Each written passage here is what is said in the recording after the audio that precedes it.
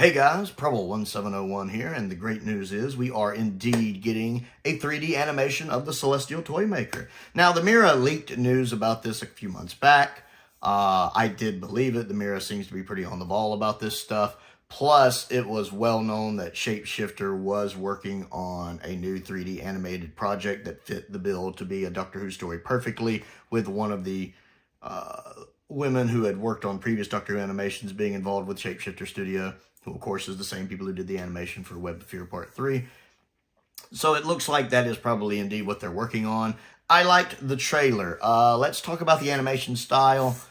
A couple of the faces look a little off, let's be honest, including the Doctor's. This doesn't bother me. Like, my very first immediate reaction was that doesn't look quite right, but I'm pretty fine with it. I think the animation style of the story fits the Celestial Toymaker well. Now, if it was a more serious story, like say if the War Games or the War Machines were missing and they were doing it like that, it wouldn't work. But for this kind of fantasy element, kind of like the Mind Robber style story, I feel like the animation here works. This very stylized animation where facial features are a bit exaggerated, body types are a bit exaggerated, like the Toymaker looks a little thinner than perhaps he should.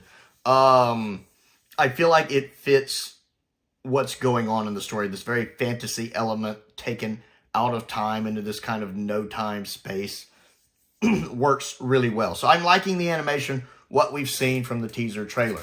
I love the fact that they do seem to be doing their own thing with this. They're not trying to create it one-one for the original production. That's good, because the original production, of course, was limited in what it could do because, well, classic Doctor Who budget.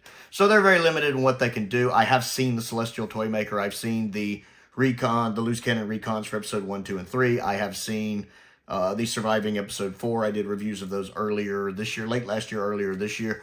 And I really enjoyed the story. I've also read the Target novelization many, many years ago and enjoyed it from what I can recall. So I like the fact that they are taking the kind of Macroterra approach of doing their own thing with it, to where this is the kind of story where you really can expand on the original story. The only real limit for this story, I think, is someone's imagination. This kind of fantasy style Doctor Who story, again, kind of like the Mind Robber, where I feel like there's so much more you can do with this story. And even just looking at the teaser trailer, it looks like it goes beyond the original production and really expands the scope of the imagination involved in this story. And I like that. I'm very much in favor of that. It looks like we'll be getting all 4 episodes animated in color and in black and white, which is kind of the norm now. We'll be getting a brand new reconstruction of the first 3 episodes, and the surviving episode 4 says newly restored, so perhaps they're already going ahead and doing work on it for the eventual collection release, which for season 3 will be a long way away. So hopefully they're already going ahead and upscaling that, so that will look as good as possible. I'm really looking forward to this. I'm a big fan of the original story. I love Michael Gough a lot as an actor. I think he's great as the Toymaker. I love that line about "make your last move, Doctor. Make your last move." It's just so spooky and scary and intimidating. And great use for trailers. Great use for trailers. So well done. I love the fact the Daleks used it at the end of their trailer. I love the fact the teaser here uses it at the end of its trailer. I'm really fired up. We still don't have a release date yet.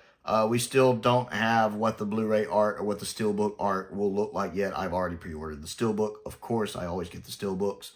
I hope they really lean into the fantasy element of it for the Steelbook and do something neat and interesting with it. I loved Underwater Menace's Steelbook, so I'm super excited to see what they do for it.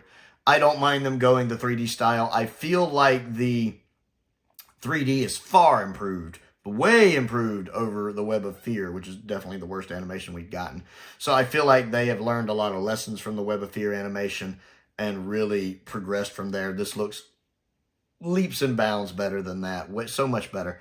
So really fired up about it. Really fired up about it. Already got mine pre-ordered.